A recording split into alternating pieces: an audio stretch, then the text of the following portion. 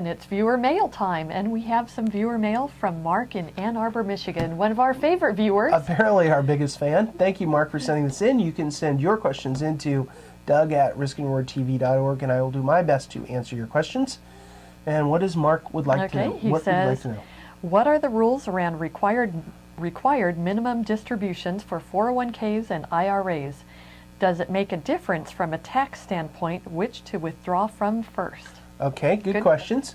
So a couple of things. First of all, when you leave your employer, either you quit your job or you're retired or you're got laid off or whatever, you can take your 401k and roll it, have a rollover IRA, so you get more, and I strongly urge most people to do it. I can't think of a reason why you wouldn't do it, because you get more flexibility. So once you roll it into an IRA, it's like a brokerage account that you can put into anything you want.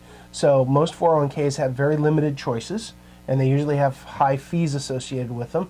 So by rolling it into a self-directed IRA, you have more choices, more flexibilities. You can get lower fee funds if you want to be a fund investor, or you pick individual stocks or bonds or cash or whatever you want to do. So first of all, I wouldn't hold an IRA in a 401k. I would roll the 401k into the IRA and have a rollover. So that's one thing. The second thing is the rules for IRAs and 401ks for withdrawals, if you did hold a 401k, are basically the same. At 70 and a half, the year you turn 70 and a half, you're going to have to start withdrawing it, and there's a minimum required distribution at that point for an IRA or a 401k. But... And I think you have a worksheet on that. I do. So this I got off the IRS website, and I'll just run through it real quick. So it basically says...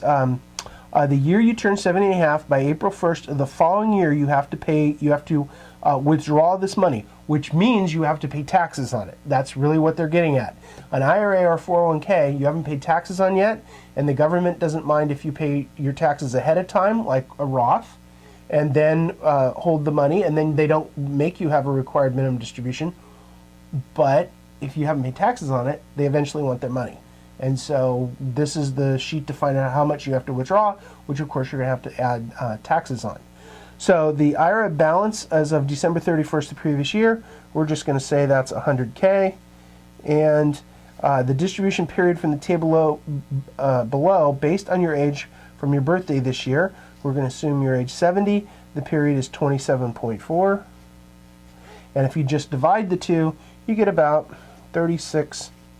I'm not going to pull out a calculator to do the math. It's about $3,600 for every 100,000 if you're at 70 and you're just starting your withdrawals. That's the minimum. But this does not apply if you have the Roth.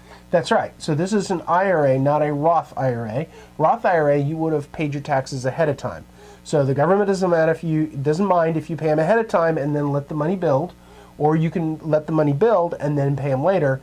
What they do mind is you not paying them. Yeah, you pay them. Pay me now, pay me later, just pay me. That's right. So I would, the way I would do it for a client is I would take their 401ks and roll it into an IRA, so we would have multiple investment choices. We'd have basically the entire brokerage full of investment choices and flexibility to move it around whenever we wanted. So that would be a big advantage in the 401ks, and the minimum required distributions are pretty much the same.